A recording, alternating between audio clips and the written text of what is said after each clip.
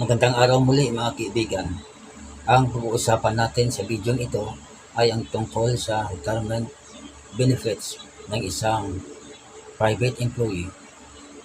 Subalit, bago ang lahat, tulad ng madalas kong sinasabi, pag-uusapan natin o tatalakayin po natin ito just for academic discussion purposes.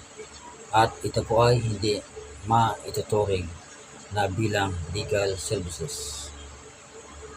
Now, ano ba ang definition ng retirement ayon sa ating batas?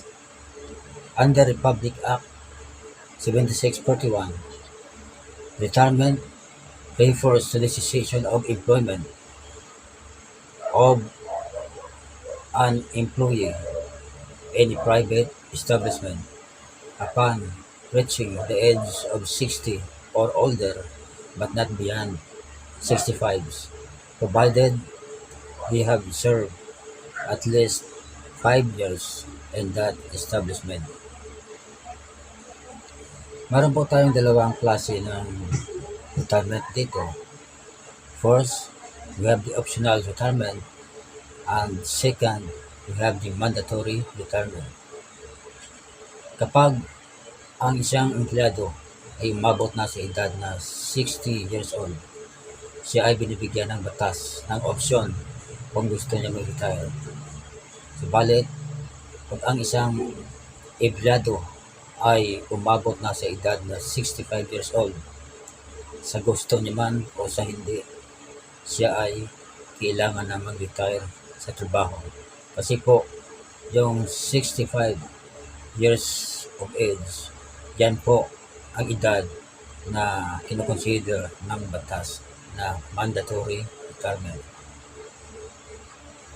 Now, halimbawa, mayroong early retirement policy ang isang company.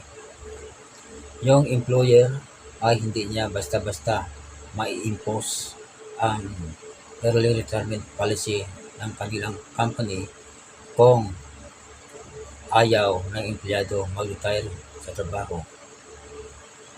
Ang option sa pag-retire ay ibinibigay ng batas pabor sa empleyado, hindi sa employer. Now, kung halimbawa talagang iginigiit ng employer na ipatupad yung early retirement benefits nila sa isang empleyado, pero that is against the will of the employee, that would be tantamount to illegal dismissal. Now, we have to take into consideration that Republic Act 7641 will only come into play just in case yung private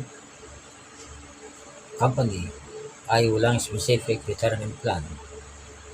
And with that being said, the employee shall be entitled to a minimum retirement pay equivalent to 1/2 month's salary for every year of service. Ang hindi lang po kasali sa retirement benefits na sinasabi ng ating batas ay yung mga nagtatrabaho sa small enterprises gaya ng retail, service, and agricultural establishment that regularly employ not more than 10 employees. Ang computation ng 1/2 month salary sa kasalukuyan ay hindi na po kagaya ng dati na 15 days lang talaga, literal 15 days. Sa ngayon po, ang computation niyan ay nagiging 22.5 na. Kasi po, mayroon lang tayong amendment sa ating batas tungkol dyan.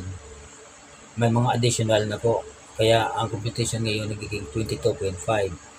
Kagaya ng, halimbawa, 15 days plus 5 days of service incentive leave at plus 2.5 na prorated 13th month pay.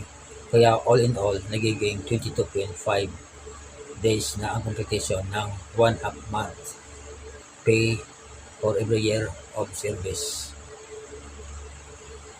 Ang computation ng retirement pay ay ganito.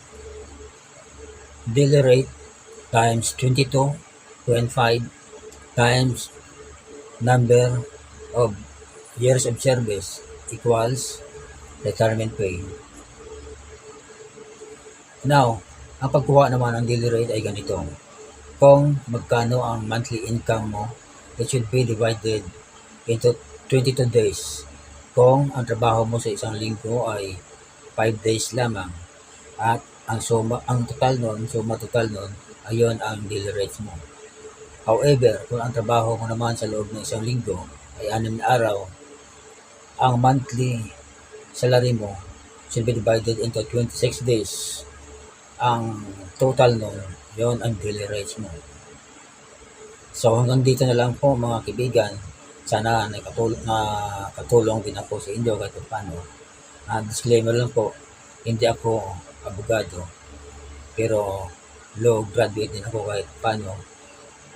Kaya kung nagustuhan nyo yung video ito, kindly subscribe to my YouTube channel, share and like my videos, and don't forget to click the notification bell so that you will be notified for my upcoming videos. Yan lang po, maraming salamat.